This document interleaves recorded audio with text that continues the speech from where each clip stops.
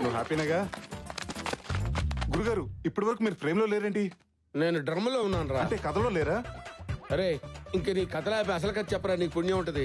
గురుగారు అసలుగా చెప్తేనే మీరు నమ్మలేదు, అందుకే ఆ పులిహార కథ చెప్పాను. ఇన్నాళ్ళు నేను కథలో లేనేమో అనుకున్నాను రా, కథలోనే ఉన్నాను అనమాట. గురుగారు అసలు కథలో ఉన్నది మీరు ఒక్కలే గురుగారు. అవ్వా అవ్వా అవ్వా, పెళ్లి జరుగుతున్న ఇంట్లో ఆ బొట్టు కనిపించే బనీనేంటి, పిక్కలు కనిపించే నిక్కరేంటి? సిగ్గు అనిపించట్లేదు? అసలు నాకు తెలియక అడుగుతాను, పెళ్లి పనులు చేయడానికి వచ్చావా, ఎవడైనా పటాయించడానికి వచ్చావా? ఏంటి ఆ చూపు? చెప్తే అర్థం కావట్లేదా, వినిపించట్లేదా? ఇది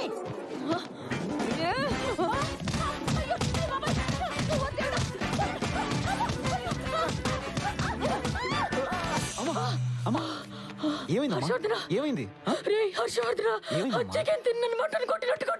ఎవరమ్మా? ఎవరు? ఆ పని పిల్ల మహాలక్ష్మిరా.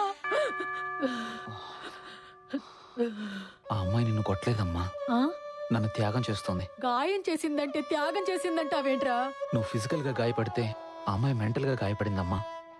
నీ గాయానికి ఆయింట్మెంట్ రాస్తే పోతుంది, కానీ ఆ అమ్మాయి గాయానికి ట్రీట్మెంట్ లేదమ్మా. అది మట్టిలో పండిన రైస్ పొట్టలోకి ఎలా వెళ్తుందో, మీ దగ్గర పని చేస్తే మేము అమెరికా ఎలా వెళ్తాం సార్? సార్ మీ దగ్గర టీ పెడతా నేర్చుకుంటే ఇట్టే బతికేచ్చు సార్. మీరు పులిహారలో వేసే పులుపు గురించి, పప్పులు వేసే పోపు గురించి, కూరలు వేసే కారం గురించి రాసి ప్రాజెక్ట్ సబ్మిట్ చేస్తే మా లైఫ్ సెటిల్ అయిపోతుంది సార్. Please sir. సార్ పెళ్లిళ్ళలో కొన్ని 100 మంది భోజనాలు పడుతున్నారు, మా 5గురికి 100 ఏళ్ళు భోజనం పెట్టండి సార్. సరే సరే సరే. అరే ఇలారా సార్. సూర్యప్రతాప్ గారింటికి ఎంతమందిని పంపిస్తున్నారు? 15 మందిని సార్. ఒక 5గురిని కోసేయి, ఈ 5గురిని తోసేయి. బతకండి, బతకండి. నా పేరు చెప్పుకొని